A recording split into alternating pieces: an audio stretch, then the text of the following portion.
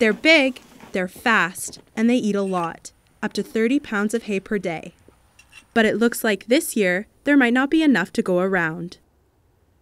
A drought last summer caused a hay shortage that doubled prices in parts of Ontario. Jordan Lay is a racehorse trainer who is struggling to fill his barn with hay. Pretty much everyone I know is dealing with this, with the short supply of hay. And we're just not used to that here in Ontario. We're used to hay being, cheap and plentiful. Well, the hay crop was affected as much or more than other crops by the generally dry conditions across the whole province. Hay needs to regrow just like your lawn through the summer. So areas that had long periods of no rainfall or that had gravelly or sandy soil that didn't retain moisture, the hay just didn't have a chance to regrow. Horses spend most of their day eating to stay warm. If they don't, they can develop colic, a severe stomach pain that can lead to death. Some people get into a situation where they're just jammed up. They've got too many horses and not enough money to feed them. And they can't find the hay at a price that they can afford. And at that point, horses start to suffer. Last November, 8 horses and 5 ponies were rescued from a farm in Durham. They were starving because their owners couldn't afford to feed them. Just last month, the Ontario Society for the Prevention of Cruelty to Animals rescued 14 starving horses from a farm in Sudbury. A lot of people are finding that they simply can't afford to keep their horses with the hay costs. And they're trying to give them away, they're trying to find them good homes. And it's a tough time to find a horse a home when costs are up. Owners who give away their horses for free don't always know where they end up.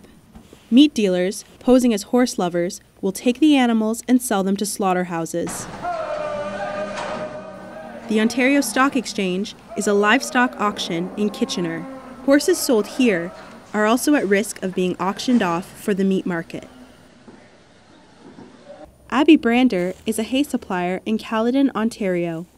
Our usual vicinity is probably 10-15 kilometers from our farm, but this year was really strange. We had people calling all over Ontario looking for hay. We're down at least half of our yields of previous years. I stopped a guy in the parking lot of the supermarket who I saw had hay on his truck and asked him where he got it. And that's where we're at right now. We are into tight supply. Prices are double at least. The government set up a program to help farmers access hay. They help bring it in from areas across Canada. The program's budget is a small $2.4 million. In Saskatchewan, a similar program cost nearly $500 million.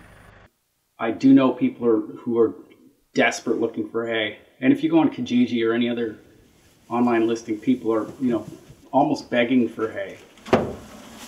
I think I have enough to make it through to the spring, but I'm not 100% sure.